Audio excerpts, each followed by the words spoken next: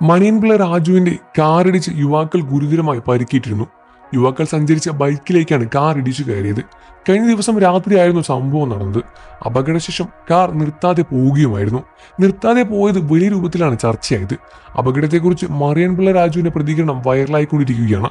മാധ്യമങ്ങളോട് സംസാരിക്കുകയായിരുന്നു അദ്ദേഹം.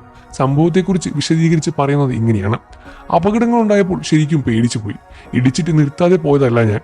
ബൈക്ക് ഇറങ്ങിയോട്ട് വന്നതാണ് ഇടിച്ചത്. ഞാൻ മദ്യപിച്ചിട്ടുണ്ടായിരുന്നില്ല. പതുക്കെയാണ് ഞാൻ വാഹനം ഓടിച്ചതും. എന്തോ ശബ്ദം കേട്ടിരുന്നു. ബൈക്കിലുണ്ടായവർ വീഴുന്നത് കണ്ടിരുന്നു.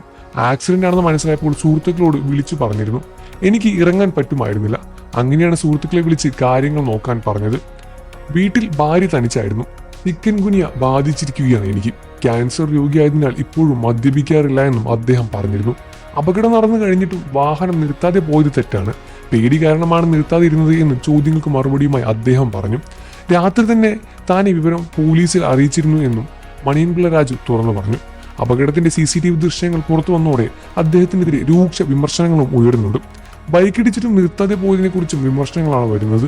സുദീപ് കുമാർ രാജു എന്ന ആർട്ടിസ്റ്റ് ഉടമയുടെ പേര് പോലീസ് കഴിഞ്ഞ ദിവസം കണ്ടെത്തിയിട്ടുണ്ടായിരുന്നു. ഇത് നടന്റെ വാഹനമാണെന്നും ആരാണ് വാഹനം ഓടിച്ചതിനെ കുറിച്ചുള്ള വ്യക്തികളെല്ലാം തന്നെ പോലീസ് പറഞ്ഞു. കാർ കസ്റ്റഡിയിലെടുക്കാനായി മണിയൻപിള്ള രാജുവിന്റെ വീട്ടിലെത്തുകയും അതൊരു മറ്റൊരു സ്ഥലത്തേക്ക് ആയിരുന്നു എന്നായിരുന്നു മറുപടിയും.